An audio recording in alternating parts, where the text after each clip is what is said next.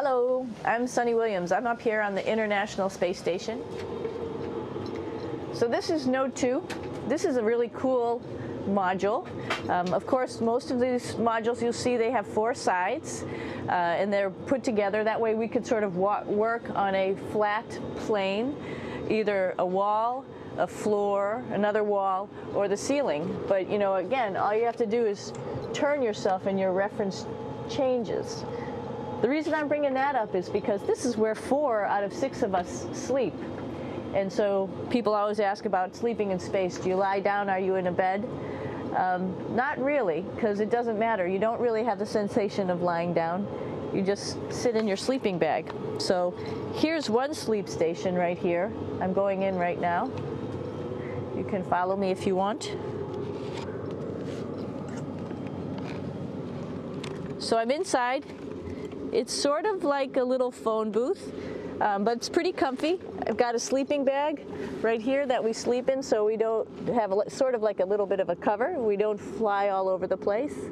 But you know, you can sleep in any orientation. I have it sleeping, feeling like I'm standing up right now, but like you saw, I'm on the floor. But it doesn't matter if I turn over and I sleep upside down. I can't have it, I don't have any sensation in my head that tells me that I'm upside down, so it really doesn't matter. The sleep station is also like a little office. We've got a computer in here. As you can see, we've got a couple little toys. I've got some books. I've got some clothes and other things that make it sort of like home. I'm coming out. And just for reference, that's one sleep station. This one's another. Right here. There's one on the ceiling, if you want to call it, right here. And then there's a 4th on the other wall over here. So all of us sleep in a little bit of a circle. All right, come on back. There's more to show you.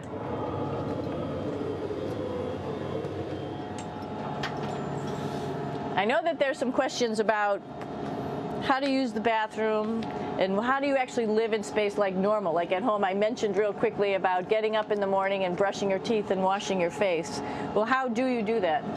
Well, here is the bathroom essentially. You get up in the morning and we have a little kit and it has all the essential things that you need, like your toothbrush and toothpaste and brush. See how much better the brush makes my hair look? I'm just joking. It still stands up straight. It doesn't matter where you are. It's always going to stand up straight while you're up in space. A lot of people ask about toothbrush and toothpaste. So, luckily enough, toothpaste, you can do it upside right this way, is sticky, and so it sticks to your toothbrush. No problem. Another cool thing is that water sticks to your toothbrush too. If you can see it, I'll have some water come out. The water is pretty neat up in space. It'll stick to your toothbrush and it will make a big bubble. And that's just by surface tension. And then you can drink it. So a lot of people ask about what do you do with the toothpaste after you brush your teeth.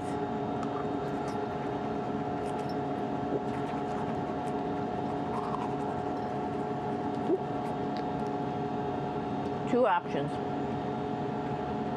Swallow it, and it's sort of like mouthwash, but it tastes a little gross. Or you can just spit it out in a paper towel, and then you don't have to worry about it. Swallowing thing I wouldn't recommend at home. I'm only up here for 4 months, so it's not that bad.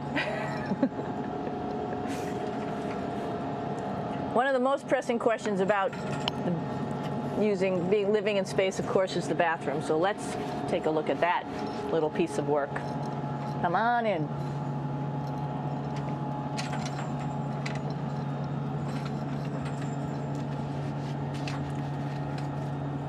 Here we are at the throne. This is awesome. You might see the little You might have noticed the little moon on the outside. This is our orbital outhouse right here.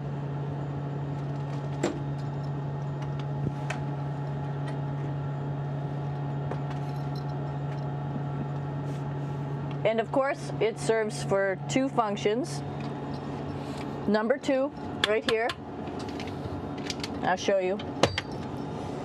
But you see it's pretty small, so you have to have pretty good aim, and you'll be ready to make sure things get let go the right direction. And it smells a little bit, so I'm closing it up. And that's of course for number 2.